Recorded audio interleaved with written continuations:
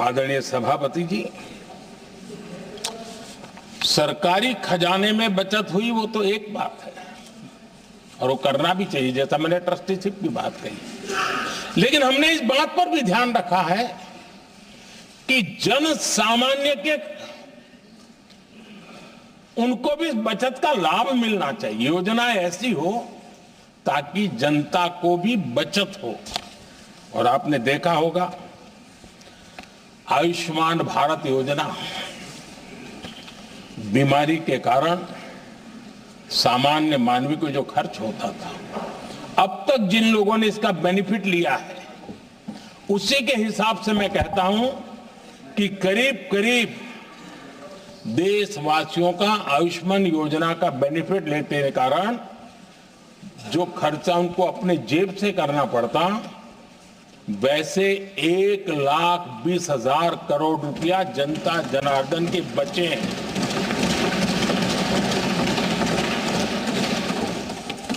ये आवश्यक है कि अब जैसे जन औषधि केंद्र, आज मध्यम वर्ग के परिवार में 60-70 साल उम्र के परिवार के स्वजन हो तो स्वाभाविक है कोई न कोई बीमारी आ ही जाती है, दवाई का खर्चा भी होता है, दवाएं महंगी भी होती है। हमने जब से जन औषधि केंद्र खोले हैं जिसमें 80% डिस्काउंट होता है, और उसके कारण जिन परिवारों ने इन जन औषधि केंद्रों से दवाइयां ली हैं उनके करीब करीब 30,000 करोड़ रुपए दवाई को खर्चा बचा।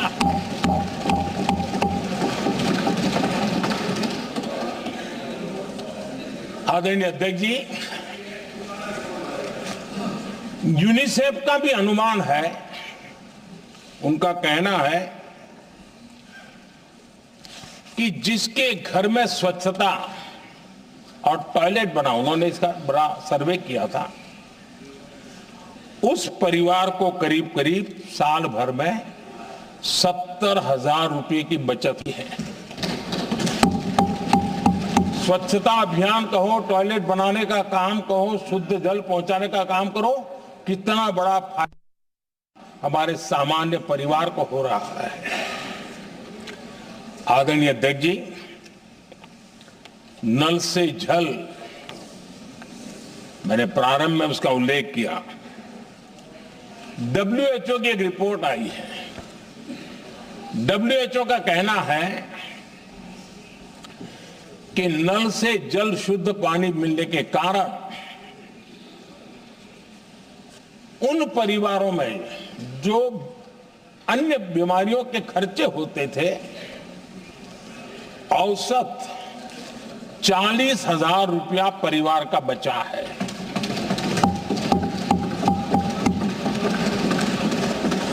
मैं ज्यादा गिन नहीं रहा हूं, लेकिन ऐसी अनेक योजना है जिन योजनाओं ने सामान्य मानवी के खर्च में बचत की है। आदरणीय सभापति जी, करोड़ों देशवासियों को मुफ्त अनाज, उसके भी उस परिवार के हजारों रुपये बचते हैं। PM सूर्यघर मुफ्त बिजली योजना, जहां जहां ये योजना लागू हुई, इन परिवारों को औसतन साल भर के 25 से 30,000 रुपये बिजली की बचत हो, पैसों में बचत हो रही है, खर्च में बचत हो रही है। और अगर ज्यादा बिजली है तो बेच करके कमाई कर रहा है वो अलग, यानी सामान्य मानवी की बचत भी। हमने LED बल्ब का एक अभियान चलाया था। आपको मालूम है कि हमारे आने से पहले LED बल्ब 400 रुपए में बिकते थे। हमने इतना अभियान चलाया, उसकी कीमत 40 रुपए हो गई। और LED बल्ब के कारण बिजली की भी बचत हुई और उजाला भी ज्यादा मिला, और उसमें देशवासियों के करीब 20,000 करोड़ रुपए बचे हैं। आदरणीय सभापति जी, जिन किसानों ने सॉइल हेल्थ कार्ड का वैज्ञानिक तरीके से उपयोग किया है, उनको बहुत फायदा हुआ है और ऐसे किसानों को प्रति एकड़ 30,000 रुपए की बचत हुई है। आदरणीय अध्यक्ष जी, बीते 10 साल में इनकम टैक्स को कम करके भी हमने मिडिल क्लास की बचत को बढ़ाने का काम किया है। आदरणीय अध्यक्ष जी, 2014 के पहले ऐसे बम गोले फेंके गए, बंदूक की ऐसी गोलियां चलाई गई कि देशवासियों का जीवन छलनी कर दिया गया था। हमने धीरे धीरे उन घावों को भरते भरते आगे बढ़े। 2 लाख करोड़ रुपया 2 लाख रुपया 2013-14 में 2 लाख रुपये, सिर्फ 2 लाख रुपये उस पर इनकम टैक्स माफी थी। और आज 12 लाख रुपये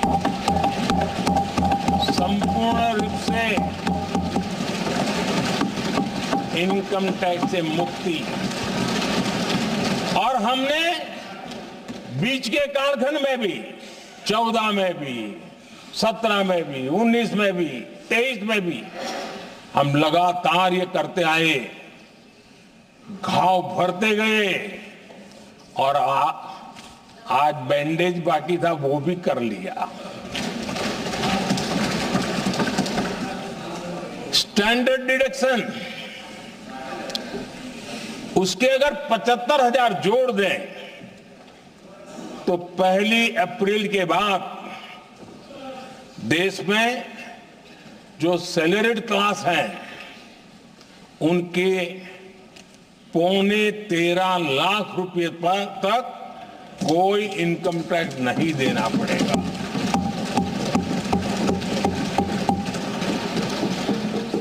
आदरणीय सभापति जी,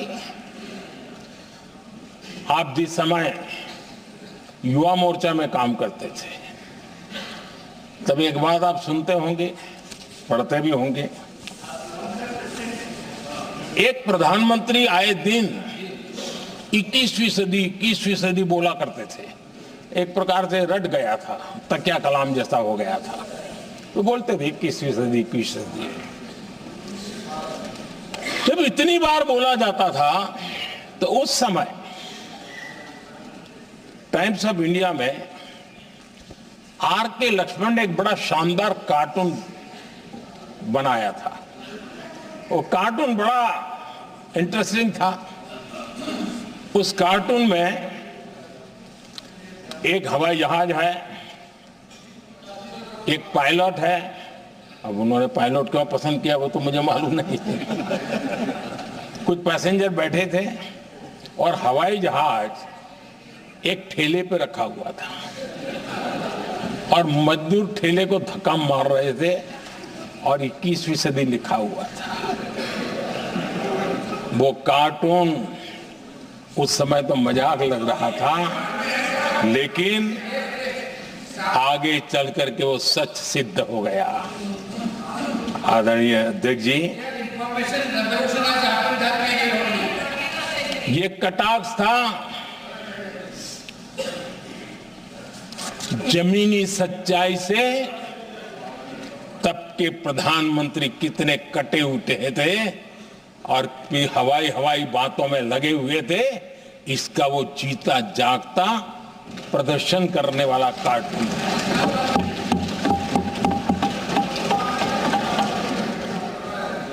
आदरणीय अध्यक्ष जी, जिन्होंने तब 21वीं सदी की बातें की थी, वो 20वीं सदी की जरूरतों को भी पूरा कर नहीं पाए थे। आदरणीय अध्यक्ष जी, आज जब मैं देखता हूं, पिछले 10 साल से साल की बीतों को बारीकी से देखने का अवसर मिला है, तो मुझे बड़ा दर्द होता है। हम 40-50 साल लेट हैं, जो काम 40-50 साल पहले हो जाने चाहिए थे। और इसलिए ये साल जब 2014 से देश की जनता ने हमको सेवा का अवसर दिया, हमने ज्यादा से ज्यादा युवाओं पर फोकस किया। हमें युवाओं की आकांक्षाओं पर बल दिया। हमने युवाओं के लिए ज्यादा अवसर बनाए। हमने कई क्षेत्रों को खोल दिया और जिसके कारण हम देख रहे हैं देश के युवा अपने सामर्थ्य का परचम लहरा रहे हैं। देश में हमने स्पेस सेक्टर को खोल दिया, डिफेंस सेक्टर को खोला, सेमीकंडक्टर मिशन लेकर के आए, इनोवेशन को बढ़ावा देने के लिए अनेक नई योजनाओं को हमने आकार दिया। स्टार्टअप इंडिया इकोसिस्टम पूरा डेवलप किया। और इस बजट में भी आदरणीय अध्यक्ष जी एक बहुत महत्वपूर्ण निर्णय हुआ है। 12 लाख की आय पर इनकम टैक्स की माफी, ये समाचार इतना बड़ा बन गया कि बहुत सी महत्वपूर्ण चीजों पर अभी भी कुछ लोगों का ध्यान नहीं गया है। वो महत्वपूर्ण निर्णय हुआ है। हमने न्यूक्लियर एनर्जी सेक्टर को ओपन कर दिया और इसके दूरगामी सकारात्मक प्रभाव और परिणाम देश को देखने के लिए मिलने वाले हैं। आदरणीय अध्यक्ष जी, AI, 3D printing, robotics, virtual reality की चर्चा हम तो गेमिंग का भी महात्मा क्या होता है इसके लिए भी प्रयास करने वाले लोगों में से। मैंने देश के नौजवानों से कहा है कि दुनिया का गेमिंग क्रिएशन का, क्रिएटिविटी वर्ल्ड का कैपिटल भारत क्यों न बने। और मैं देख रहा हूं बहुत तेजी से हमारे लोग काम कर रहे हैं।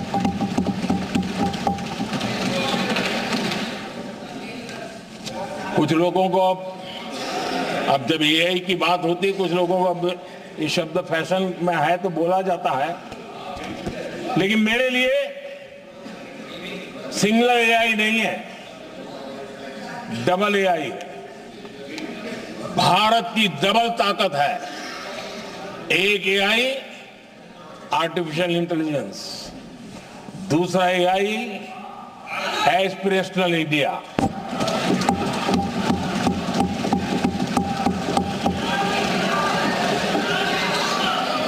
हमने स्कूलों में 10,000 टिंकरिंग लैब्स शुरू किए और आज उन टिंकरिंग लैब से निकले बच्चे रोबोटिक्स बना करके लोगों को चकित कर रहे हैं। और इस बजट में 50,000 नए टिंकरिंग लैब्स उसका प्रावधान किया गया। भारत वो देश है जिसके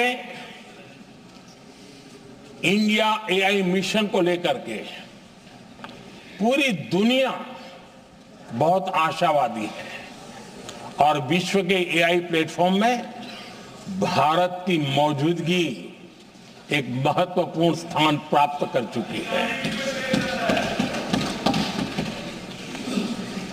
आदरणीय अध्यक्ष जी, इस साल बजट में हमने डीप टेक के डोमेन को में इन्वेस्टमेंट की बात की है और डीप टेक मैं समझता हूं हमारे लिए तेज गति से आगे बढ़ने के लिए और 21वीं सदी पूरी तरह टेक्नोलॉजी ड्रिवन सेंचुरी है। ऐसे में हमारे लिए आवश्यक है कि भारत डीप टेक के क्षेत्र में बहुत तेजी से आगे बढ़े। आदरणीय अध्यक्ष जी, हम लगातार युवा भविष्य को ध्यान में रखते हुए काम कर रहे हैं, लेकिन कुछ दल हैं जो लगातार युवाओं के साथ धोखा कर रहे हैं, उन्हें धोखा दे रहे हैं। ये दल चुनाव के दरमियान ये भत्ता देंगे, वो भत्ता देंगे, वादा तो करते हैं लेकिन पूरा नहीं करते हैं। ये दल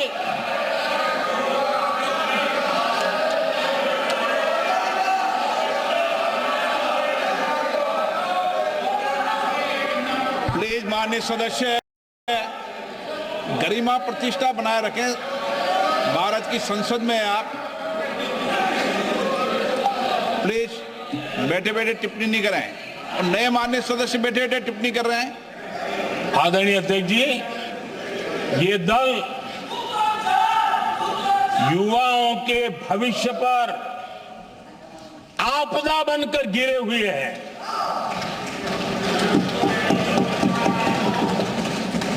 आदरणीय अध्यक्ष जी, हम कैसे काम करते हैं ये हरियाणा में अभी अभी देश ने देखा है।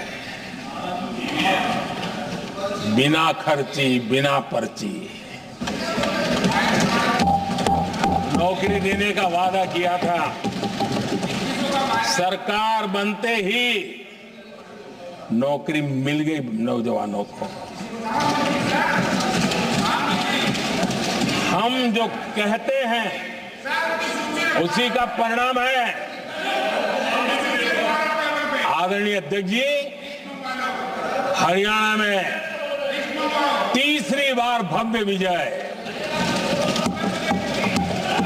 और हरियाणा में के इतिहास में तीसरी बार विजय, ये अपने आप में ऐतिहासिक घटना है। आदरणीय अध्यक्ष जी, महाराष्ट्र में भी ऐतिहासिक परिणाम, जनता जनार्दन के आशीर्वाद। महाराष्ट्र के इतिहास में सत्ता पक्ष के पास इतनी सीटें पहली बार, ये जनता जनार्दन के आशीर्वाद से हम करके आए हैं।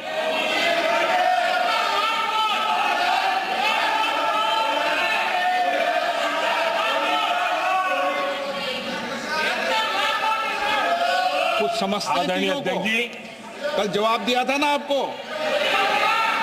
चलिए। आदरणीय राष्ट्रपति जी ने अपने अभिभाषण में हमारे संविधान के 75 वर्ष होने पर भी विस्तार से चर्चा की है। आदरणीय अध्यक्ष जी, संविधान में जो धाराएं हैं उसके साथ साथ संविधान का एक स्पिरिट भी है, और संविधान को मजबूती देने के लिए संविधान की भावना को जीना पड़ता है। और मैं आज उदाहरणों के साथ बताना चाहता हूं। हम वो लोग हैं जो संविधान को जीते हैं।